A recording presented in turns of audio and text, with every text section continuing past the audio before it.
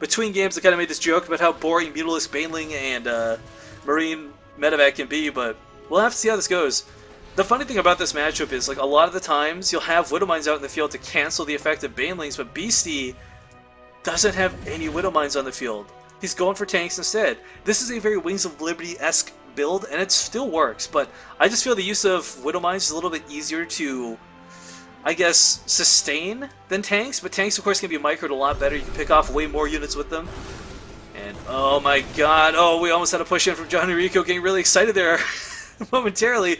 And the bravest darn SCV you ever did see, scouting around, while Beastie causing Zerglings to slide.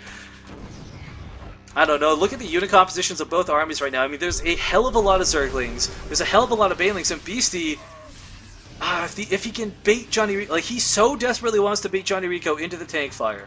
It's only 2 tanks, but it's more than enough with, oh, actually, he doesn't have +1 yet, shockingly. Once that +1 weapons for vehicles completes, he'll have a lot easier time taking any sort of fight. For those who don't know, siege tanks in siege mode will not one-shot Zerglings with armor, but they will one-shot anything once they have that +1 weapon upgrade. So between that and popping out Banelings, Beastie with a lot of tanks on the field should be able to find himself a good position, hopefully. But I want to point out as well, he's got an absurd amount of medevacs right now. How many is this? 10 medevacs on the field, 7 Mutalisks for Johnny Rico, but that's not enough to deal with the medevacs while this many Marines are active. And yeah, Johnny Rico finally looking to push out just a tad. We got the rolling Banelings. I love looking at rolling Banelings. But Beastie, the big thing about this is he can take this fight. He just has to know it's coming. He's gonna be caught in siege mode to win. If he's caught out of siege mode, he's probably gonna lose the fight.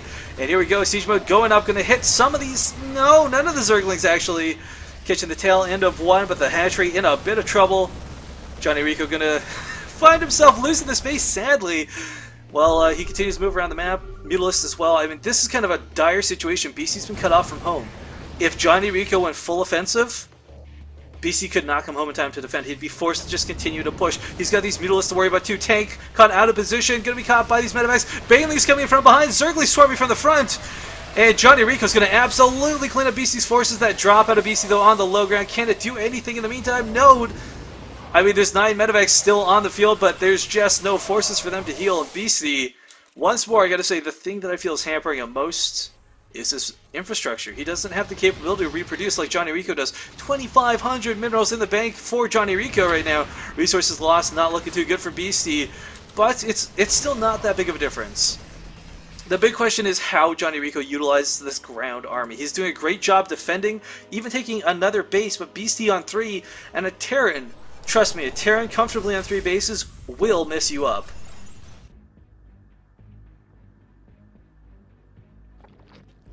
But, yeah, I mean, looking around, we got another drop here at the main. It was, unfortunately, the medevac picked off. Not too many workers go down. Beastie finding himself really... the ironclad defense of Johnny Rico, he does not fall to drops. Beastie has been doing amazing drops through Game 1, Game 2, which this one is as well, and he just can't get a leg up anywhere. He's... 5 bases for Johnny Rico, basically a good third of the map under his control. Creep spread coming out now too, several more Banelings on the way. I can't tell you guys how scary this is looking for our Terran player, but if there's any one Terran I know on the European scene that I trust to bring back, it's Beastie QD.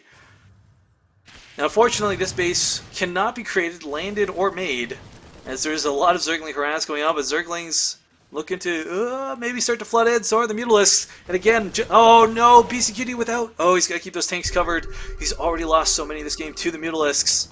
But I feel, again, like, maybe not dedicated Widowmines. BC could add a couple more Widowmines and make this a little bit different, but Banelings being popped by the tanks and by the Marines, but medevacs can't keep anything alive. Everything's hiding from these Mutalisks right now. And yeah, I mean, the scan's going to confirm exactly what's going on. BC brilliantly trying to bait some fights here, but tanks, can they focus down the Banelings? They do connect to everything, including the Thor. Several Marines do make it past that fight. Last Thor standing will chase off these medevacs, or sorry, Mutalisks, but the medevacs being picked off as well. And BC taking a great defensive engage there. Exactly the sort of fight he needs to start getting back into this. Now the problem is, while he did defend that admirably, what can he do to be offensive about this? We have 5 bases up for our Zerg player, macro hatcheries all over the place. and the Ultralisk switch going to be coming out shortly. There it is. There's the cavern. And when you've got 3/3 Ultras with chitinous plating, I don't care how many Marines you have on the field, without Marauders, without Thors, without tanks, you're not going to have a good time. Johnny Rico, though, playing so good this game. I gotta say, like, forget everything about everything. Look at the map control he's obtained. Like, Beastie, again, he's been doing a great job holding, but Johnny has been just out of hand, out of control, taking every base he wants on his half of the map. He's got so much income compared to Beastie. And let's not forget, like, this is going to play heavier the further we get into the game. Beastie's bases are starting to mine out. He's going to be in a lot of trouble if he can't secure this 4th base location. Whereas Johnny Rico happily has spent his bank and then some. And the push coming in here. Can Johnny defend this? He's got a lot of banelings. He's got Mutalisks in the north, but I don't think his army's actually here. Most of it's just coming out of the main, as we see here in the mini-map. This base in a bit of trouble. Meanwhile, the north base also suffering from a drop, but the drop's not being microed at the moment, so it's not doing too much. Baneling's going to swarm in, so will the Mutalisks. But the Marine split from BC is there. The Ultralisks are here, and the Banelings are still alive. Zergling's coming in from behind, and Beastie going to be driven back once more by Johnny Rico's crazy scary Ultralisks. If I did have to comment one thing on these Ultras, I do wish they were the Collector Edition version. They look so cool, but Johnny Rico just eating Marines for breakfast. I give it to Beastie, though. He did get 2 tanks out of that, but again, not getting that base. He did get the northern base, thank goodness gracious.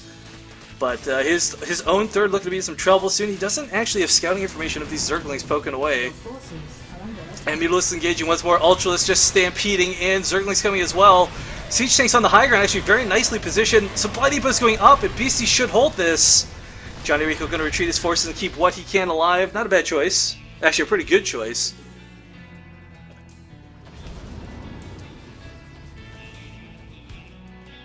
But man, Beastie is just holding on, and I listen to this. All of his workers here at the 3rd. It's kind of like by a thread, because he's still in this, guys, and he's not out. Like you can't even call this over for either player, but he's definitely not got the map control he wants to have. Johnny Rico hasn't been spreading creep like crazy though, so that's always a good thing, as it does limit his map vision. But with this many Ultralisks on the field, we saw last game the Stampede that followed suit. But Beastie, you know, he's got vehicle weapons +3. He's got infantry weapons +3. My only thing is that he doesn't have any Marauders. He's got a lot of Marines. He's got some nice tank spread and a Thor or 2, but man, oh man, this is a lot of Ultras. Drops coming down here once more. Sorry, clicking the wrong part of the minimap. Couldn't be picked up. Scariest 8 Marines. That medevac is full of P, I'll tell you what. Now, drop here at the northern base again. BC, this is what I love. He's utilizing drops, and for once, they're starting to cause damage. Johnny Rico, by spreading himself so far, yes, he gains an economic advantage, but falls prey to having his army split. He's got several spines in these bases to defend, but drop after drop after drop will start to wear away at that. And there goes my voice. At least there it starts to go. Spinecrawler is absolutely massacring the Marines here at this base. We see a corpse go flying. What the what? Dropping here on top of the high ground, though. Hopefully he can start picking up some of those tech structures, maybe, if anything. But Johnny Rico, with some fast defense, I say that in air quotes, with the Ultralisk trying to get around. BC, though, finding himself kind of in a bit of trouble. But again, you know, a 3-base Terran, a 4-base Terran, he's settling in very nicely.